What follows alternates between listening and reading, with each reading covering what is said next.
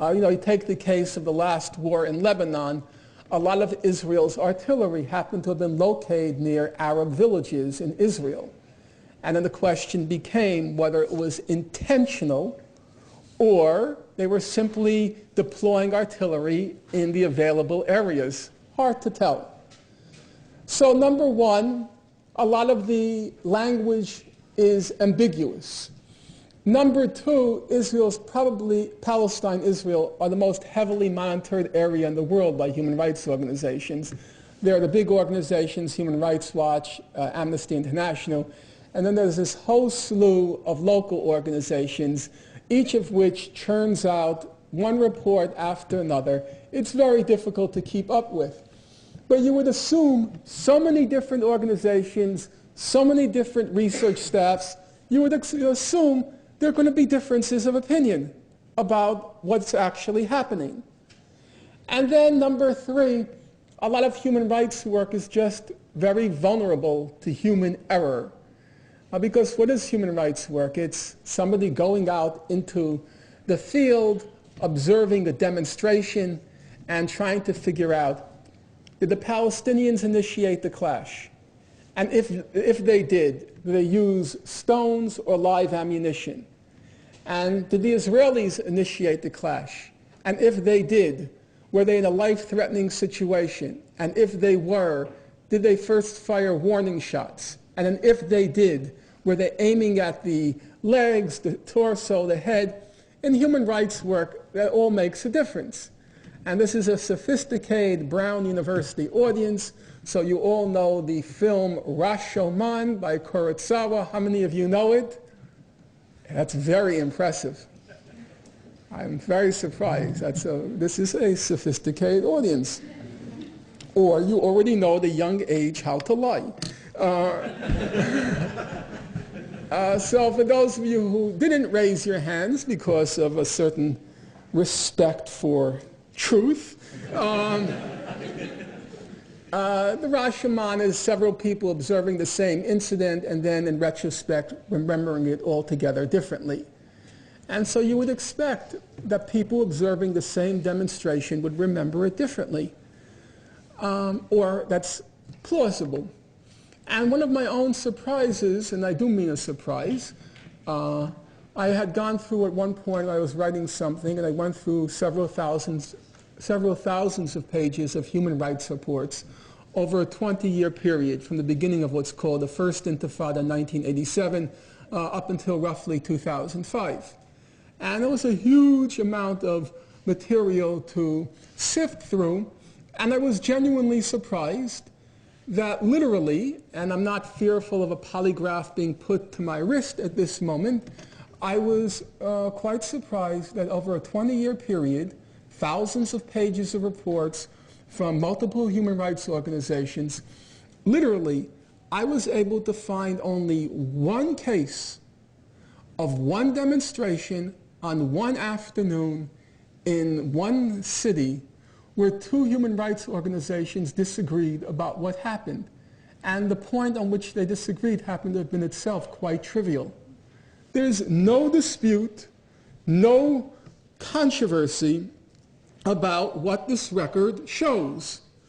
Okay, what does this all mean in concrete practical reality?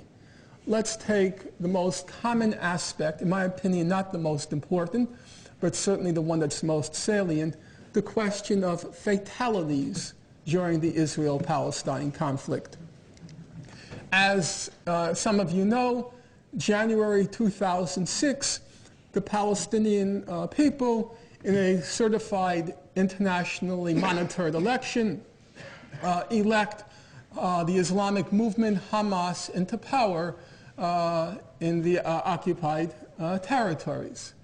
Immediately as they come to power, Israel, and then followed by the United States, impose these brutal economic sanctions among the Palestinian people, the justification being several-fold for our purposes now, the main claim being that Hamas is a terrorist organization, terrorism is illegal under international law, and that for the Palestinians to return to the community of civilized nations, their elected government has to renounce terrorism.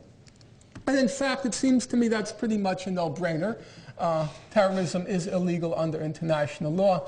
Terrorism being the standard definition, the targeting of civilians to achieve a political goal or a political aim. And so there's no point in belaboring what it seems to me is obvious. Terrorism is illegal. The targeting of civilians to achieve a political goal is immoral and illegal. So there's no point, as I said, to belaboring it, and it would be, in my opinion, obtuse to quarrel about it. No qualifications apart from the obvious one. Namely, if you apply a principle across the board to all parties to a conflict, it's a moral or legal principle.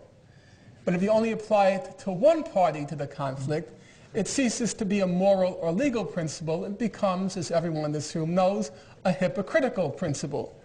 And so trying as we would want to at an institution of higher learning committed to principles of truth and justice, let's apply the principle across the board and see what the record looks like. Let's start with the raw material. The second Intifada begins September 2000.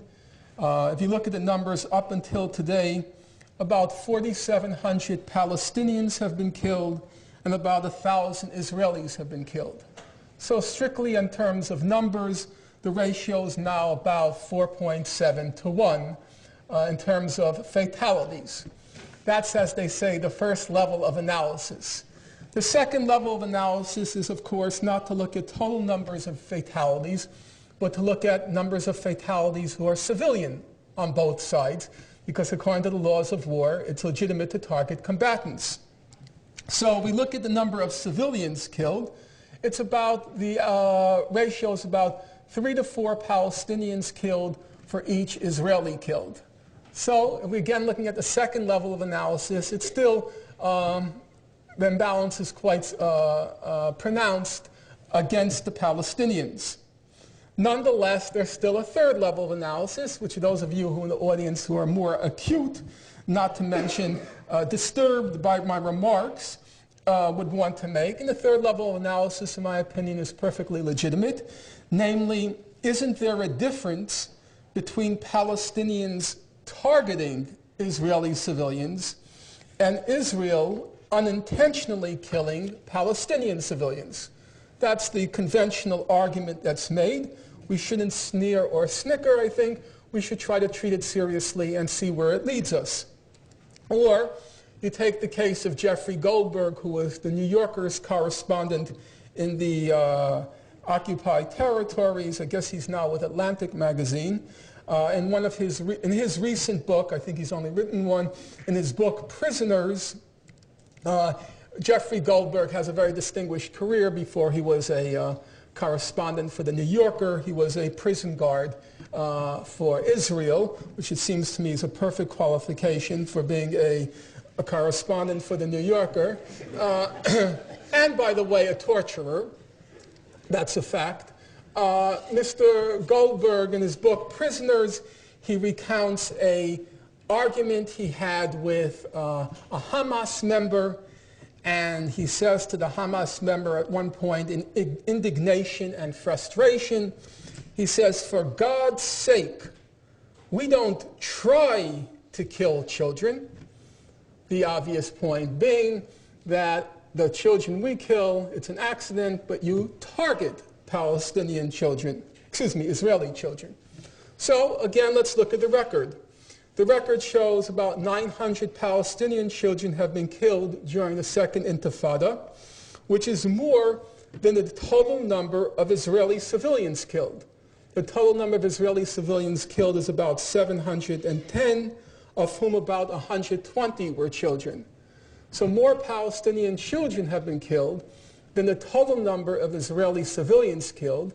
And just comparing children with children, the ratio is about 7 to 1. So our first conclusion based on the raw material is or raw data, for the want of trying to kill Palestinian children, it would seem that Israelis were awfully good at it. But is it even true that Israel doesn't deliberately kill Palestinian children? Not according to human rights organizations. So if you open up to the reports of, say, Amnesty International, they write, quote, that on many occasions Israel deliberately targeted Palestinian demonstrators, of whom many were children, in fact, overwhelmingly children. And then they say in other cases Israel used indiscriminate, excessive, and disproportionate force. For example, of the 37 Palestinian children killed in the first month of the Second Intifada, of the 37 Palestinian children killed during the month of October 2000, 20 died from a direct bullet shot to the head. Well, let's make the best case for Israel. That's how a lawyer, or I think an honest debater, would pursue the matter, not the easy case. Let's take the best case, namely the question of indiscriminate killings, not deliberate killings. But under international law, indiscriminate killing is no different than a deliberate or intentional killing, because the principle is, it's a fairly uncomplicated principle, the inevitable and foreseeable consequences of an act count as an intention. The inevitable and foreseeable consequences of an act count as an intention. So if you spray a crowd indiscriminately with machine gun fire, the inevitable and foreseeable consequence is that civilians will be killed. And therefore, it counts as an intention. Not a particularly complicated idea. There are some people in the audience now who are very disgruntled by what I have to say. The indignation is arising in them, and they have decided the point has come to resolve this matter for once and for all. And one of the audience members rushes up to the platform, pulls out a dagger, and plunges it into my heart. And I am prematurely, at any rate in my opinion, dispatched to my maker. Brown University has this person arrested, I hope. And although it's too late to hope, the person goes before the judge, and the judge asks, do you have any extenuating explanation? And the person says, well, I didn't intend to kill ex-Professor Finkelstein. I was just testing the sharpness of the blade of my dagger. Well, obviously that explanation is ludicrous, at least I would hope it would be, because the inevitable and foreseeable consequence of plunging a dagger into my heart is, alas, I'm going to die. And so since that's the inevitable and foreseeable consequence, it is deliberate, exactly what Hamas is accused of. Okay, that's still at a level of abstraction. We're dealing with my heart. Well, let's now proceed to look at the conflict. What does it look like in reality, in the real world? We'll take the case of a wonderful Israeli journalist for Haaretz newspaper, person I genuinely admire, and as a human being I like, which is not always the same thing. His name is Gideon Levy, and Mr. Levy is covering the occupied territories, Gaza, November 2006, a fairly typical day in Gaza. Israel is firing indiscriminately artillery shells into Beit Hanun. And this is what Mr. Levy has to say. Someone who throws burning matches into a forest can't claim he didn't mean to set it on fire. And anyone who bombards residential neighborhoods with artillery can claim he didn't mean to kill innocent civilians. Therefore, it takes considerable gall and cynicism to dare to claim that Israel Defense Forces did not intend to kill inhabitants of Beit Hanun. I particularly like that dispatch, not only for its accuracy, but how, in simple journalistic fashion, he translates the legal principle, I suppose, unconsciously. He's simply using common sense, which is what legal principles are supposed to do. When they start drifting too far away from what common sense tells you, then something is going awry. So what does he say? If you fire indiscriminately into a civilian neighborhood, it takes gall and cynicism to dare to claim that you did not, and what's his word, intend to kill inhabitants of Beit Hanun. The inevitable and foreseeable consequence counts as an intention. Okay, well, where does that leave us? We could look at it abstractly.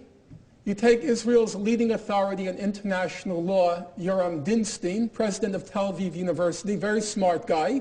Unfortunately, when it comes to questions bearing on Israel, he's a wretched apologist, but as a student of international law, very impressive. You open up to his standard work on the laws of war, and he says, there is no genuine difference between a premeditated attack against civilians, which is what Hamas is accused of, a premeditated attack against civilians, and reckless use of force, which, making the best case for Israel, is what it's accused of. He says, and now I'm quoting him, they are equally forbidden. So, where does that leave us? The only differences between Israeli and Hamas terrorism are, one, Israeli terrorism is about 3 to 4 times as lethal, and two, no demand, let alone sanctions, has been imposed on Israel to renounce terrorism. Well, if Israeli terrorism is several times as lethal as Palestinian terrorism, and no demand, let alone sanctions, is imposed on Israel, then it seems to me fairly obvious that's not a legal or moral principle. That's a hypocritical principle and deserves contempt. Well, some of you may agree so far. Some of you who are generous will agree so far. It doesn't seem to be that complicated. The numbers seem to be pretty precise. The law fairly, in these cases, pretty uncontroversial. A broad consensus. But it can't be true that this conflict is not difficult to resolve. That's very hard to believe. It's been going on twice, or I should say its most recent phase, has been going on twice as long as about 3/4 of the people in this room. Most of you are in the age 20, and it's been 40 years. That's really quite extraordinary. You take your mind like a reel, a movie reel, and you go backward, and you go from age 2, 3, your first birthday party, 2nd grade, your 4th grade teacher, your communion, bas mitzvah, bar mitzvah, sweet 16, this and that, and then you double it, and it's still going on. And can it really be that simple? How can that be? Well, let's look at the record. The record shows, for at least the past 30 years, there's been a consensus, the entire international community, on how to resolve the conflict. Some of you say, well, that's speculation. But it's not. We have a record. It's very easy to look at. Everyone in this room is computer savvy and literate. All you have to do is go to Google and type in peaceful settlement of Palestine question. That's the title of the UN resolution that's voted on every year in the United Nations General Assembly. And the vote's quite remarkable. What does the vote show? Let's take the last year of the Soviet Empire, 1989. The terms, I should say, everyone in this room knows. The terms are what's called the two-state settlement, namely a full Israeli withdrawal from the territories it occupied in June '67 because of that fundamental principle of international law, inadmissibility of acquiring territory by war. And then there's another principle of international law, Article 2 of the UN Charter.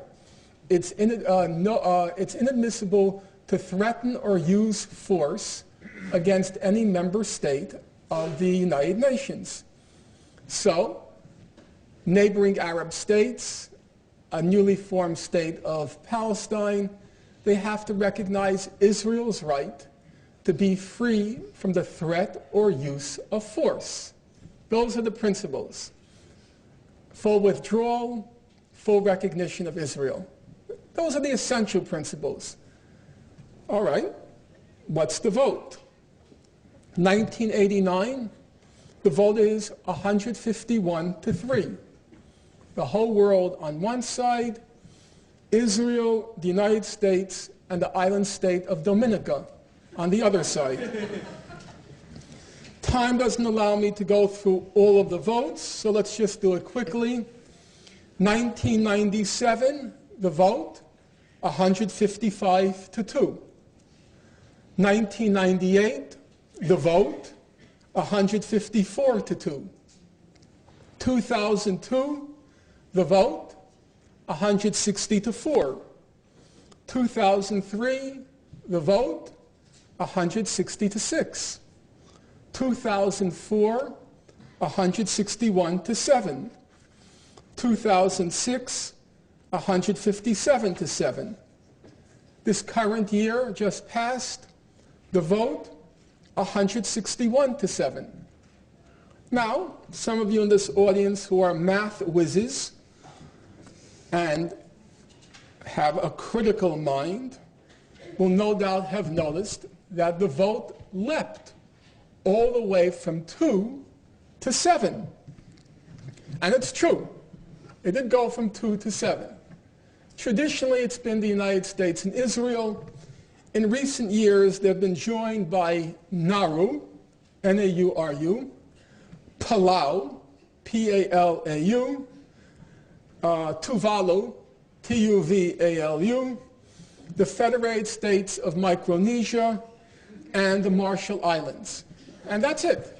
The whole world on one side, and Israel and the United States and the other countries. Some of you, now all of you know those other countries. I have to admit that although once I taught the topic, I did not know them either. I think suffice to say, even though it may not be politically correct, the total populations of Nauru, Palau, and Tuvalu can fit in the empty seats in this room, and there would be room left over. Okay, that's the record. And that's been the record since right after the June '67 war.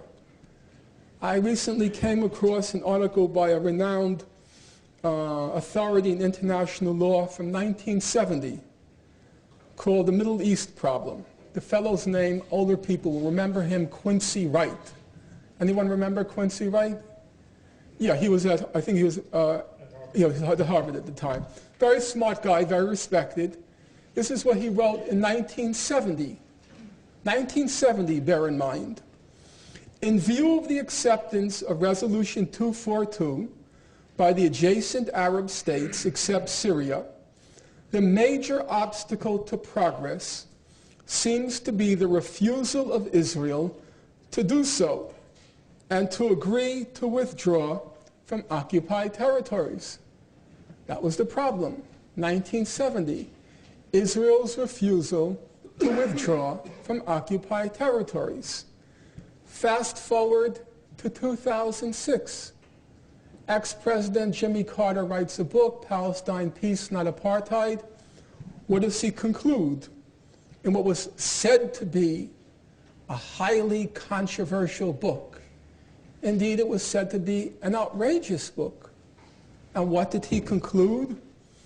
Quote, "Peace will come to Israel and the Middle East only when Israel is willing to comply with international law by accepting its legal borders."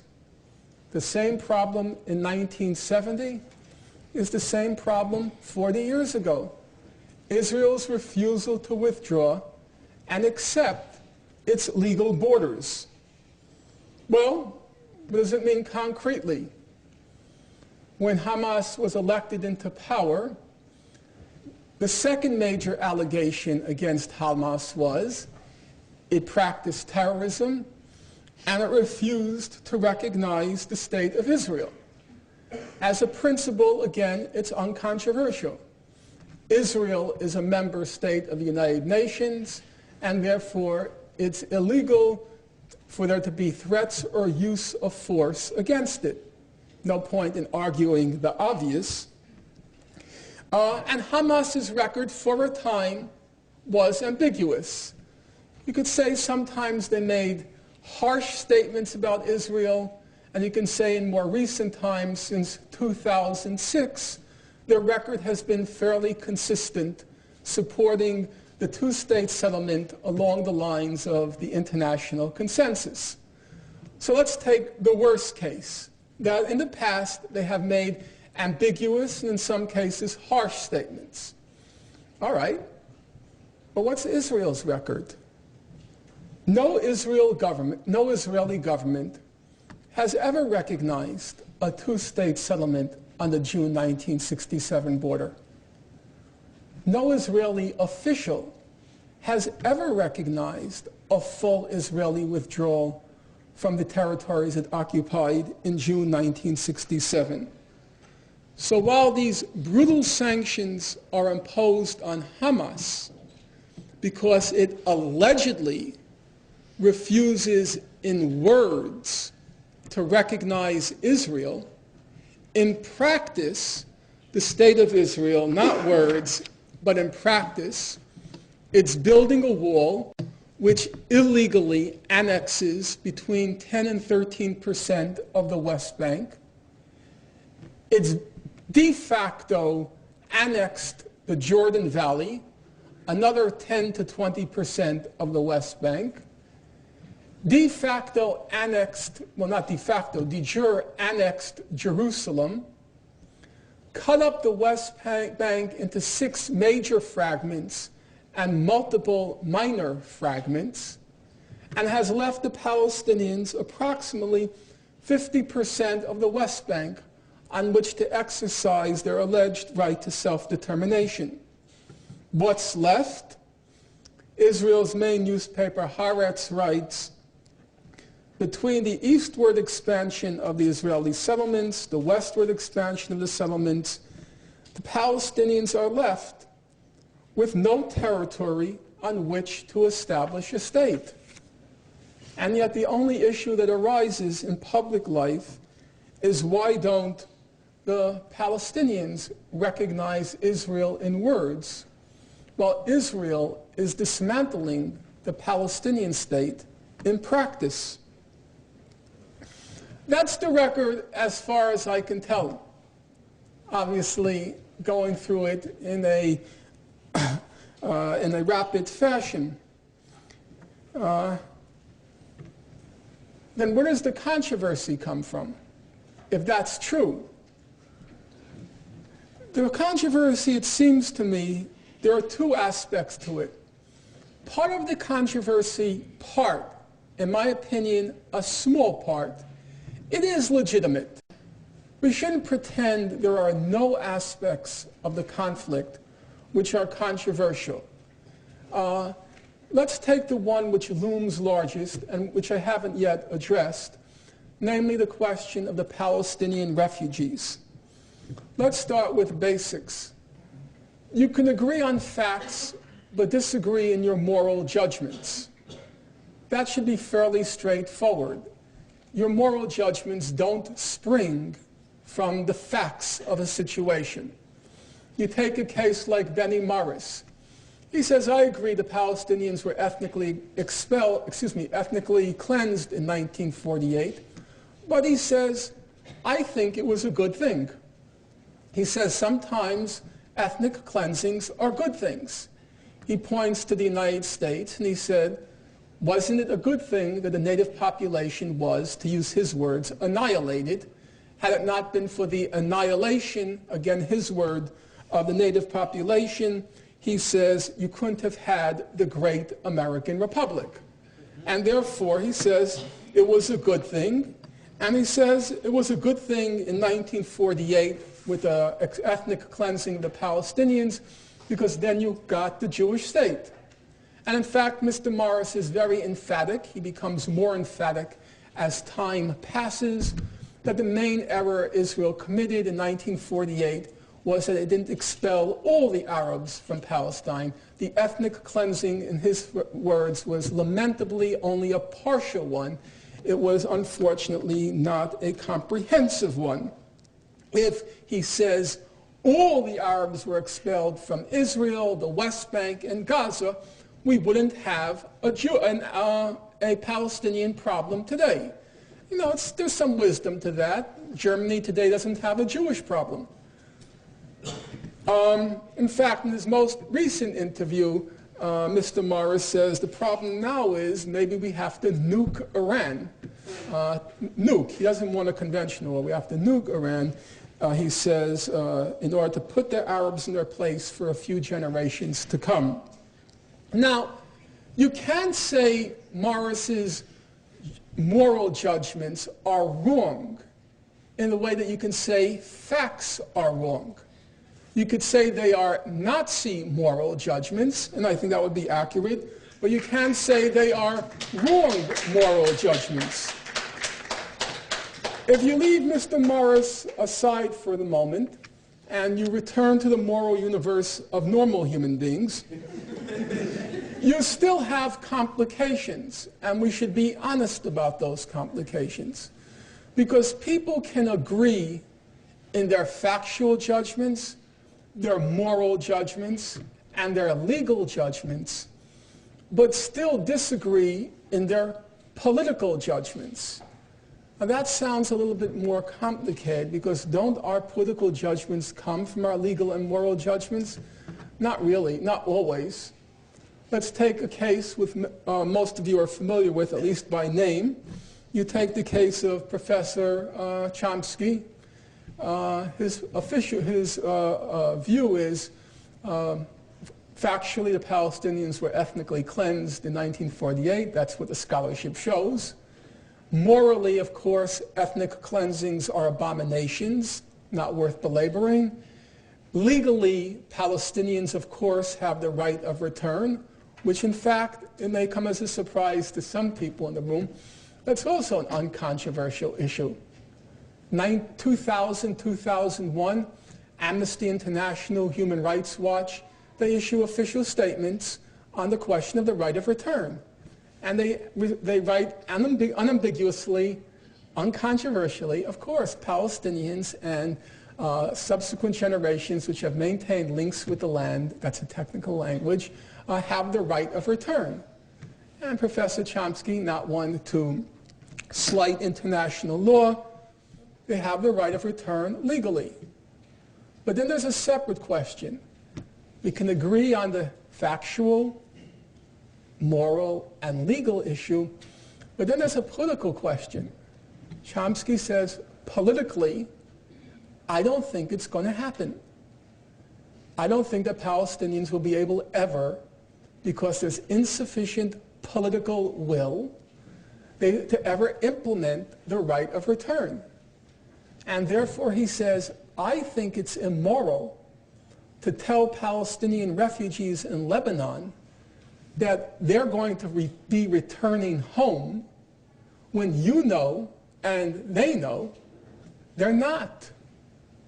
Now, my own view, for what it's worth, is that's a political judgment.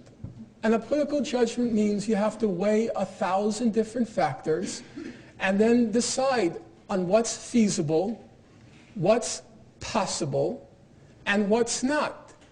If you reach the conclusion, as Professor Chomsky, weighing the factors, if you reach the conclusion it's really not feasible, it's not possible, then I think he's right. It's immoral to give people hope when there is no hope.